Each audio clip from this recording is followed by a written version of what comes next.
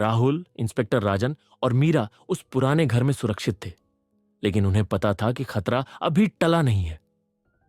उनके पास विक्रम सेठ के पुराने घर से मिले सबूत थे, जो इस पूरे रहस्य को सुलझाने की चाबी हो सकते थे। लेकिन उन्हें यह भी पता था कि वे अकेले नहीं हैं। कोई उन पर नजर रख रहा था। तभी दरवाजे पर दस्तक हुई। सबकी सांसें अटक गईं। राजन ने धीरे से पिस्तौल निकाली और दरवाजे की तरफ बढ़े। जैसे ही उन्होंने दरवाजा खोला, वहां अनन्या के पिता खड़े थे। उनके चेहरे पर थकान और पछतावे के भाव थे। राहुल ने आश्चर्य से पूछा, आप यहां क्यों हैं? अनन्या के पिता ने गहरी सांस ली और कहा, मैं यहां तुम्हें सच्चाई बताने आया हूं। मैं जानता हूं कि तुम मुझ पर भरोसा नहीं करते, लेकिन मुझे तुम्हारी मदद चाहिए। अनन्या जिंदा है और मैं जानता हूं कि वह कहां है। राजन ने सावधानी से कहा, तुम्हें हम पर भरोसा करना होगा। हमें पूरी सच्चाई बताओ।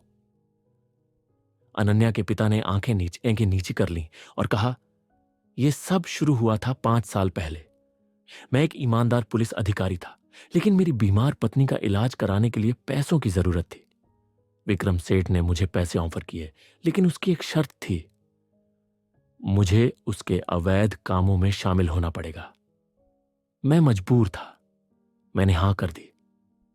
राहुल ने गुस्से से कहा, लेकिन आपने अपनी ही बेटी को धोखा दिया, उसकी जान को खतरे में डाल दिया। अनन्या के पिता ने आंखों में आंसू भरकर कहा, मैं जानता हूं कि मैंने गलत किया, लेकिन मैंने कभी नहीं सोचा था कि वे अनन्या को निशाना बनाएंगे।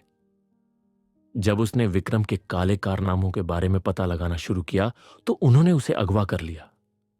मैं उसे बचाने की कोशिश कर रहा हूं, लेकिन अकेले मैं कुछ नहीं कर सकता। मुझे तुम्हारी मदद चाहिए। मीरा ने कहा, हमें यहां से निकलना होगा। अगर हम जिंदा रहना चाहते हैं तो हमें इस साजिश को सामने लाना होगा। तो दोस्तों, यह था खूनी राज का 6ठा एपिसोड।